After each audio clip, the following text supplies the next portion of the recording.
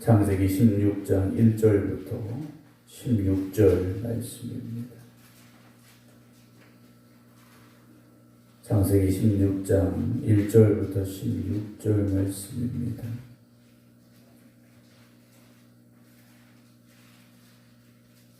아브라함의 아내 사레는 출산하지 못하였고 그에게 한 여종이 있으니 애굽 사람이요 이름은 하갈이라. 사레가 아브라함에게 이르되 여호와께서 내 출산을 허락하지 아니하셨으니 원하건대 내 여종에게 들어가라. 내가 혹 그로 말미암아 자녀를 얻을까 하노라 하매 아브라함이 사레의 말을 들으니라. 아브라함의 아내 사레가 그 여종 애굽 사람 하갈을 데려다가 그 남편 아브라함에게 첩으로 준 때는 아브라함이 가나안 땅에 거주한 지 10년 후였더라. 아브라함이 하갈과 동침하였더니 하갈이 임신하매 그가 자기 임신함을 알고 그의 여주인을 멸시한지라. 사레가 아브라함에게 이르되 내가 받는 모욕은 당신이 받아야 옳도다. 내가 나의 여종을 당신의 품에 두었거늘 그가 자기의 임신함을 알고 나를 멸시하니 당신과 나 사이에 여호와께서 판단하시기를 원하노라. 아브라함이 사레에게 이르되 당신의 여종은 당신의 수중에 있으니 당신의 눈에 좋을 대로 그에게 행하라 하며 사레가 하갈을 학대하였더니 하갈이 사레 앞에서 도망하였더라. 여호와의 사자가 광야의 샘물 곁 곧 술길 샘 곁에서 그를 만나 이르되 사레의 여종 하갈아 네가 어디서 왔으며 어디로 가느냐. 그가 이르되 나는 내 여주인의 사레를 피하여 도망하나이다. 여호와의 사자가 그에게 이르되 내 여주인에게로 돌아가서 그 수하에 복종하라. 여호와의 사자가 또 그에게 이르되 내가 네 씨를 크게 번성하여 그 수가 많아 셀 수 없게 하리라. 여호와의 사자가 또 그에게 이르되 네가 임신하였은즉 아들을 낳으리니 그 이름을 이스마엘이라 하라. 이는 여호와께서 네 고통을 들으셨음이니라. 그가 사람 중에 들나귀같이 되리니 그의 손이 모든 사람을 치겠고 모든 사람의 손이 그를 칠지며 그가 모든 형제와 대항해서 살리라 하니라. 하갈이 자기에게 이르신 여호와의 이름을 나를 살피시는 하나님이라 하였으니 이는 내가 어떻게 여기서 나를 살피시는 하나님을 배웠는고 함이라. 이러므로 그 샘을 보엘라 헤로이라 불렀으며 그것은 가데스와 베렛 사이에 있더라. 하갈이 아브라함의 아들을 낳으매 아브라함이 하갈이 낳은 그 아들을 이름하여 이스마엘이라 하였더라. 하갈이 아브라함에게 이스마엘을 낳았을 때 아브라함이 86세였더라. 아멘.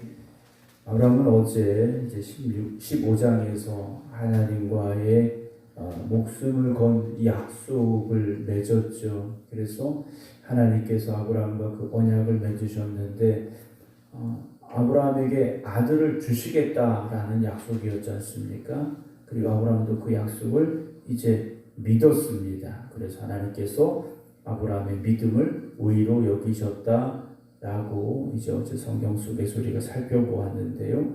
그리고 나서 이제 아브라함이 그래 하나님 나한테 아들 주신다고 하셨으니까 그래 주실 거야. 믿음으로 쭉 살아가야 되죠. 그런데 시간이 지나갑니다. 세월이 흘러가요. 몇 년이 가게 되죠. 그러면서 아브라함의 나이가 이제 점점 들어가게 되고 가나안 땅에 온 지 10년의 세월이 훌쩍 지나가게 됩니다. 우리가 흔히 말하지 않습니까? 10년이면 강산도 변한다고. 아브라함도 자신이 75세였다가 이제 85세가 되니 나도 이제 나이를 먹는구나 라는 생각이 들었겠죠. 그런데 문제가 뭡니까? 하나님이 주신다고 하신 아들이 생기질 않는 겁니다. 그런 상황에서 오늘 이 16장의 사건이 벌어지게 되는데요. 17장 내일 우리가 나눌 말씀 보게 되면 아브라함이 99세 때 하나님께서 오셔서 다시 아들에 대한 약속을 말씀을 하셔요. 15장과 17장은 하나님의 약속입니다. 아들을 주시겠다는 약속이에요. 그런데 그 약속 가운데 16장은 하나님의 약속을 믿어 의심하지 않아야 될 아브라함과 사레가 의심하였던 그로 인하여서 어떤 일이 벌어졌는가를 우리에게 알려주고 있는 말씀입니다. 오늘 16장 1절은 이렇게 시작하죠. 아브라함의 아내 사레는 출산하지 못하였고 라고 되어 있습니다. 아들 주신다고 하셨는데 출산하지 못했다. 즉 임신도 못했고 그러니 당연히 아들을 낳을 수가 없는 상황이죠. 그런데 희망이 하나 보입니다. 사레에게 몸종이 있습니다. 여종이 있는데 이 여종은 어디 사람이었습니까? 애굽 사람이었죠. 애굽 사람이었다는 이유는 애굽 사람이라는 말은 무슨 말이겠습니까? 아브라함이 12장에서 가나안 땅에 왔지만 먹고 살 것이 없어지는 기근이 왔지 않습니까? 그래서 애굽 땅으로 내려갔는데 그때 선물로 받은 종 중에 이 하갈이라는 여종이 있었더라는 거죠. 우리가 선물을 받았다. 다 좋은 건 아닌 것 같습니다. 오늘 하갈이 등장을 하게 되는데 2절의 사례가 아브라함에게 말합니다. 여기 보면 답이 있어요. 여호와께서 내 출산 허락하지 아니하셨으니 아직 하나님이 주신다고는 하셨지만 허락하지는 않으셨다라는 거죠. 그러면 기다리면 되지 않습니까? 하나님이 약속을 어기시는 분이 아니세요. 그냥 괜히 한번 해본 약속이 아니시라는 거죠. 하나님은 약속하셨고 아직 허락하지 아니하셨으니 조금 더 기다리자 이렇게 말할 수 있어야 되는데 하나님이 허락하지 아니하셨으니 기도합시다 이 말도 아니에요. 내게 여종이 있으니 그 여종을 당신이 첩으로 들여서 아들을 낳자. 그러면 내 종이 낳은 아들이니까 우리가 그 아들로 하나님이 주신 아들을 대신해서 그 아들로 아들을 삼자. 우리 후사를 잇자. 이렇게 말을 했죠. 그랬더니 아브라함이 2절 마지막에 어떻게 합니까? 사레의 말을 듣고 화냈다. 이런 얼마나 좋은 믿음의 사람이라고 우리가 말할 수 있겠습니까만 아브라함은 사레의 말을 들었다라고 되어 있어요.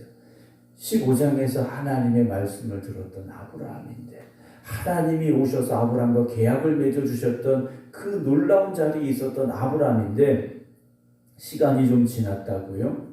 하나님의 말씀은 아닐 거야 하고 사레의 말을 들었다라는 거죠. 왜 그랬습니까? 어쨌든 내 씨니까 라는 합리적인 생각을 했던 것 같아요. 하나님께서는요 하갈을 통해 주시겠다는 게 아니었지 않습니까? 아브라함과 사레를 통해서 주시겠다라고 약속하신 거예요. 그런데 아브라함과 사레가 자기들이 나이가 점점 들어가니까 그래 어떻게든 아들만 낳으면 되지 이 생각을 했더라는 거죠. 3절 보면 아브라함의 아내 사레가 그 여종 애굽 사람 하갈을 데려다가 그 남편 아브라함에게 첩으로 준 때는 아브라함이 가나안 땅에 거주한 지 10년이었다 그랬어요. 그렇죠. 그렇게 세월이 지났으니 그래 사례를 통해서는 아닌가 보다. 하갈을 통해서라도 하나님이 주신다면 그게 내 아들이지 이 생각을 했던 것 같아요. 4절 아브라함이 하갈과 동침하였더니 하갈이 임신하매 그가 자기 임신함을 알고 그의 여주인을 멸시했다라고 되어 있어요. 그랬더니 5절의 사례가 아브라함에게 쫓아갑니다. 내가 받는 모욕은 당신이 받아야 옳도다. 내가 나의 여종을 당신의 품에 두었거늘 그가 자기 임신함을 알고 나를 멸시하니 몸종이었던 여종이었던 하갈이 주인의 아들을 즉 주인의 자녀를 임신하고 나니까 자기의 여주인이었던 사례가 별것 아닌 것처럼 보였다라는 거죠. 그래서 주인을 멸시한 겁니다. 그랬더니 사라가 화가 나서 아브라함에게 쫓아간 거죠. 나를 멸시하니 당신과 나 사이에 여호와께서 판단하시길 원하노라. 그랬더니 6절에 아브라함이요 잘 중재를 해야 되는데 사례에게 이르되 당신의 여종은 당신의 수중에 있으니 당신의 눈에 좋을 대로 그에게 하라. 나하고는 상관없다라고 말해요. 아브라함이요 나하고는 상관없다라고 말합니다. 이래서 남자는 남편인 것 같아요. 남의 편인 것 같아요. 좀 자기가 이 문제를 해결하고 노력해야 되는데 당신의 여종, 당신의 수중에 있어요. 당신의 눈에 좋을 대로 해라. 이렇게요 모른 척합니다. 그랬더니 사례가요 하갈을 이번에는 어떻게 합니까? 학대했다 그랬어요. 여종이 하갈이 사례를 멸시했더니 주인은 이 여종을요 학대했다라는 거죠. 학대라는 말 속에 우리가 상상할 수 있는 모든 것들이 담겨 있지 않겠습니까? 그랬더니 하갈이요 어쩔 수 없이 그 앞에 살 수 없으니까 도망을 해버렸습니다. 그럼 도망갔다라고 끝나면 좋은데 성경은요 하나님의 사자가 이 하갈을 만나 주셔요. 하갈을 만나 주십니다. 아브람과 사레의 아들이 아닌 아브람의 씨를 가지긴 했지만 몸종을 통해서 임신하게 된 이 사건 속에서 여호와의 사자가요 이 사례를 이 하갈을 만나 줍니다. 그래서 8절에 사레의 여종 하갈아 그래요. 사레의 여종 하갈 다 알고 있다라는 말씀이지 않습니까? 네가 어디서 왔으니 어디로 가느냐. 그런데 물으셔요. 네가 어디서 왔니? 어디로 가니? 그가 말하죠. 나는 내 여주인 사레를 피하여 도망하고 있는 중입니다. 라고 말해요. 여호와의 사자가 뭐라고 말합니까? 여주인에게로 돌아가라. 그 수하에 복종하라. 이 말이요. 하갈에게는 얼마나 힘든 말이겠습니까? 그런데 10절 하나님께서 그 여인에게 축복하시죠. 내가 네 씨를 크게 번성하여 그 수가 많아 셀 수 없게 하리라. 여호와의 사자가 또 그에게 이르되 네가 임신하였은즉 아들을 낳으니 그 이름을 이스마엘이라고 해라. 이는 여호와께서 네 고통을 들으셨다. 라는 이 뜻이라고 이스마엘이라는 이름을 주게 되죠. 물론 이 이스마엘의 후손들이 지금 중동에서 이슬람교라는 그 사람들이 되긴 했습니다만 하나님께서 아브라함의 후손 하늘의 별같이 바닷가에 모래같이 주시겠다 하신 그 약속에 속해 있는 어쨌든 아브라함의 후손들이다라는 사실이죠. 그러면서 이제 13절에 하갈이 이렇게 고백합니다. 자기에게 이르신 여호와의 이름을 나를 살피시는 하나님이라 하였다 그래요. 하갈이요 하나님을 이렇게 고백합니다. 나를 살피시고 계셨구나 라고 고백을 해요. 내가 애굽에서 이 아브라함의 집으로 왔고 그리고 주인의 아들을 임신했지만 이 고통 가운데 있는데 어찌 보면 참 별것 아닌 나일 수도 있지만 하나님이 나를 살피시는구나.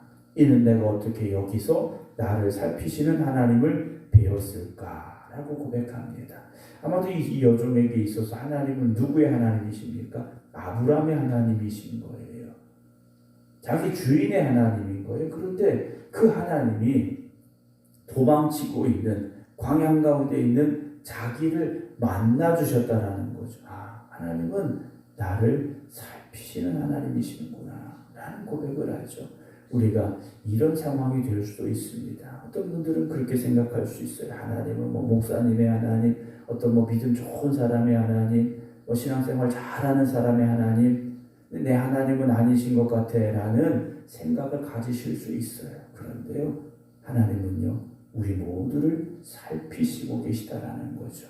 우리가 있는 그곳에 함께하고 계시다라는 겁니다. 내가 도망치는 자리에 있을지라도, 내가 고통받는 자리에 있을지라도, 내가 외로운 자리에 있을지라도, 내가 슬픔의 자리에 있을지라도 하나님은요 하갈을 살피셨듯이 저와 여러분들을 살피시는 하나님이라는 거죠. 하갈이요 다시 돌아가서 아들을 낳게 되는데 15절 하갈이 아브라함의 아들을 낳으며 아브라함이 하갈이 낳은 그 아들을 이름하여 뭐라고 합니까? 이스마엘이라. 하갈이 가서 얘기했겠죠. 내게 이런 일이 있었습니다.